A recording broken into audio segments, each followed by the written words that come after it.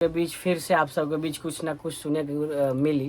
आप हाथ में ओकरा छुरी बा, आजा आजा आजा सब के ब्यूटी पार्लर में राजा जी हो बब ओकर रीमेक लेके आओ जो का पछतैनिया के गवाना माई रे माई लिया चुमा लेत घरी कटले बानी।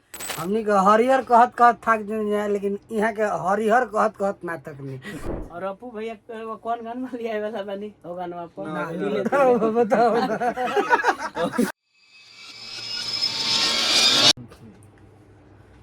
कि ई बनौले बा खेलावाना माई रे माई पछतैनिया के गवाना माई रे माई सवाद भइले कर कला सिकबा, सवाद भइले कर कला सिकबा देवाराई ढोढ़ी के आशिकबा, देवाराई ढोढ़ी के आशिकबा।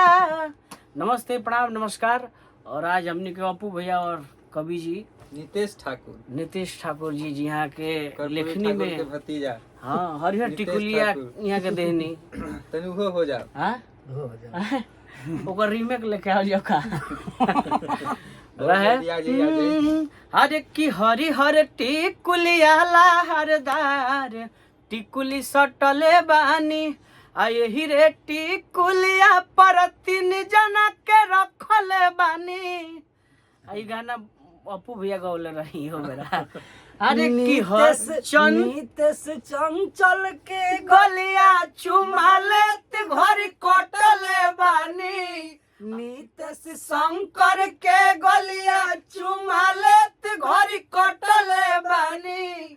हरिहर टिकुलिया लहरदार टिकुली सटले बानी, हरिहर टिकुलिया लहरदार टिकुली सटले बानी। ये मैथिली में पर कॉमेडी बनले रहे से खाली कुछ ना सटले बन के हरिहर टिकुलिया लहरदार टिकुली सटले छी गए।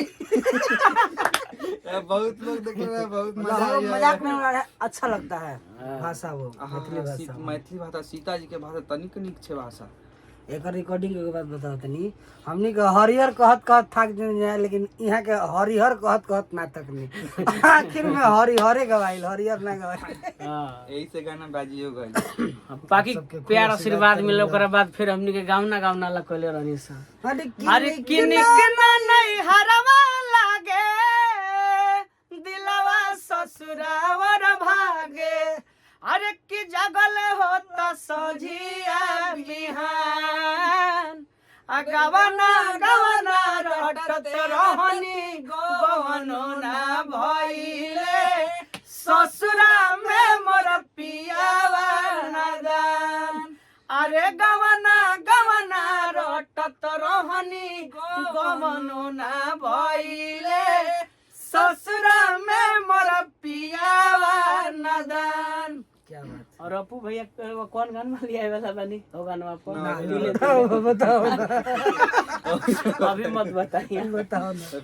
अपू भैया का बहुत बढ़िया गाना है ताटे जोन की आप प्यार दे हम भैया के गाना के। अरे कि आवे ना बनावे तहरा सब्जी रोटी छोड़ के, आवे ना बनावे तहरा सब्जी रोटी छोड़ के, तनी जाए से पहले खा लो उठलाली से रोटी बोर के।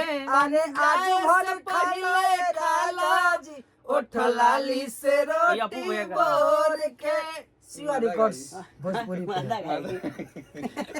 चलिए और आप सबका प्यार सदैव बना रहे, और भैया का तो बना ही हुआ है, कवि जी का भी बना हुआ है, हमें सब पब्लिक श्रोता लोग का आशीर्वाद प्यार है। और आप सबके बीच फिर से आप सबके बीच कुछ ना कुछ सुने के मिली। आप सब प्यार हमेशा बनौले प्रोजेक्ट की रही। तैयारी बात चलता 2024 में लोग सबके बीच प्रॉमिस करते नहीं एकदम बवाल बवाल धमाकेदार धमाकेदार फिर होगा। से भाई के मुंह से एकदम।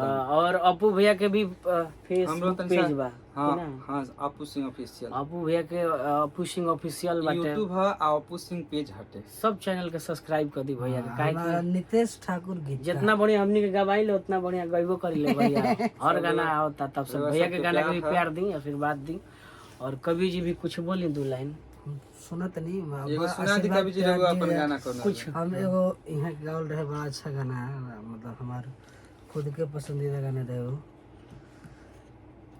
कि सुन लो जाके ब्यूटी कैसे रहे बोला गाना अरे कि कवन हीरोइन से न बानी हम कम जी, छुके देखी गलिया बादू न हुनर हम जी। कि सुनले ना ना ना ना रूपवा हम चमकाई, कि सुनल ननदो के संग जाके ब्यूटी पार्लर में आ राजा जी हो बब कट कटवाई। कि सुनल ननदो के संग जाके ब्यूटी पार्लर में राजा जी हो बब कट कटवाई। एगो हम चाहें कि एगो और गाना सुना दे वो गाना भी हमारे सिस्टम में भी कौ मिनट में बनावल जा कोई बात ना। एगो का बोले जाला एगो साइड सॉन्ग था अभी फिल्म वाला जो ना रखा हाँ सैड सॉन्ग रहे हमरा बहुत पसंदीदा बा एकदम बहुत अच्छा लग रहा वाला सुना दे प्यारी प है हाँ हाँ पहरा बा तारी बा। हां हाँ मैं अमृता जी का बहुत अच्छा लग रहा है कि प्यार प पहरा दारी बा, नफरत ने जारी बा। कि भाई भाई भयानक रूप बधैले, हाथ में ओकरा छुरी बा। आजा आजा आजा सनम, मुलाकात जरूरी बा। आजा आजा आजा सनम, एक मुलाकात जरूरी बा। थोड़ा याद नहीं के हमने के हैं मनोज भाई के लोग मनोज भैया बड़ा बढ़िया गाना बहुत बढ़िया मनोज भैया के म्यूजिक भी लागल साथ में आपके और अमृता जी के गायकी थैंक के यू भी भैया, लव यू। अच्छा लग रहा है बहुत सुंदर लागल जब यही तरह- गाना रिंगटोन यही तरह आप सब आशीर्वाद प्यार दी और देखम जा हमनी के जोड़ी फिर से आप सब महादेव प्रणाम।